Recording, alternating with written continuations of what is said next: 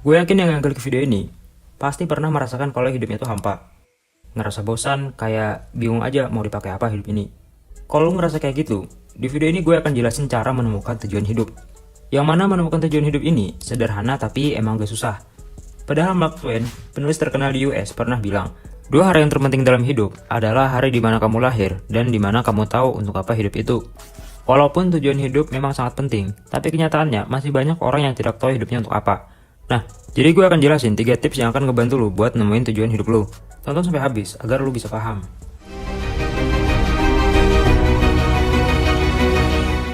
Yang pertama, hal baru. Coba tanya ke diri sendiri, hal apa yang kira-kira diri lu tertarik untuk mengerjakannya, yang ada timbal baliknya ke diri sendiri dan bermanfaat bagi orang lain. Kalau masih bingung dengan jawabannya, itu berarti tandanya lu mungkin kurang mengeksplor hal baru dalam hidup lu. Karena mencari tujuan hidup itu sebenarnya bukan kayak lu nemuin duit di jalan. Bukan juga kayak jalan-jalan di mall terus lu dapat tujuan hidup. Tujuan hidup gue adalah bikin mall terbesar di dunia. Enggak, bukan kayak gitu. Tujuan hidup itu dibangun dengan diri lu sendiri. Dengan cara menemukan hal yang lu ada ketertarikan di dalamnya. Jadi gimana bang cara nemuin hal barunya? Gini, coba lu eksplor keseharian lu habis nonton video ini.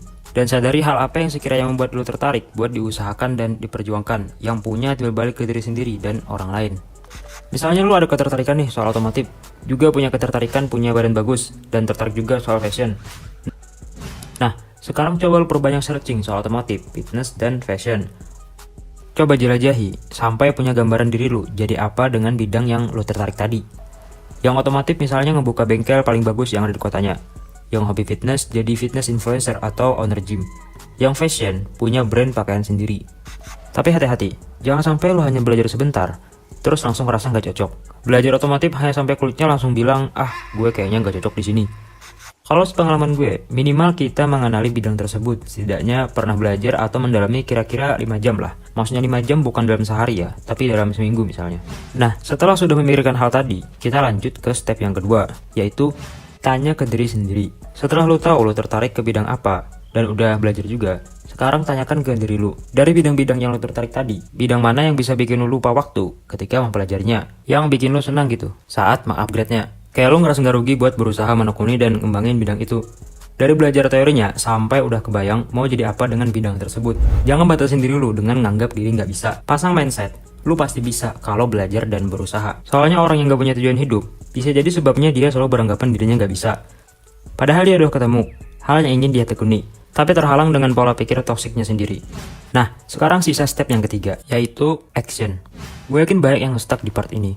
Ya mau gimana lagi, mau sebagus apa bidang lu, tapi nggak ada berusaha ke bidang itu, ya hanya jadi mimpi. David Goggins, seorang yang pernah dijuluki orang yang punya mental terkuat di dunia, pernah bilang, kita tuh sebenarnya sudah tahu apa yang harus kita lakukan, tapi kita memilih untuk tidak melakukan. Memang step ini adalah step paling berat. Yang penting lakukan aja. Jangan dengarkan pikiran malas untuk menunda.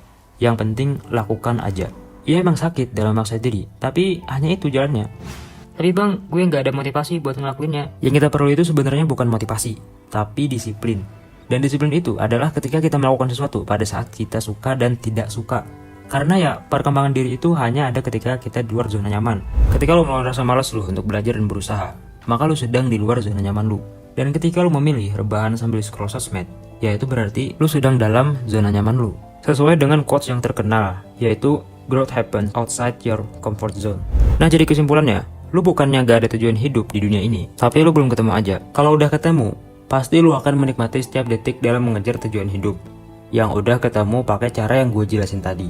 Jadi itu aja dulu video kita buat hari ini. Silahkan komen jika ada yang mau ditanyakan, like dan subscribe jika lu suka ngembangin diri. Semangat!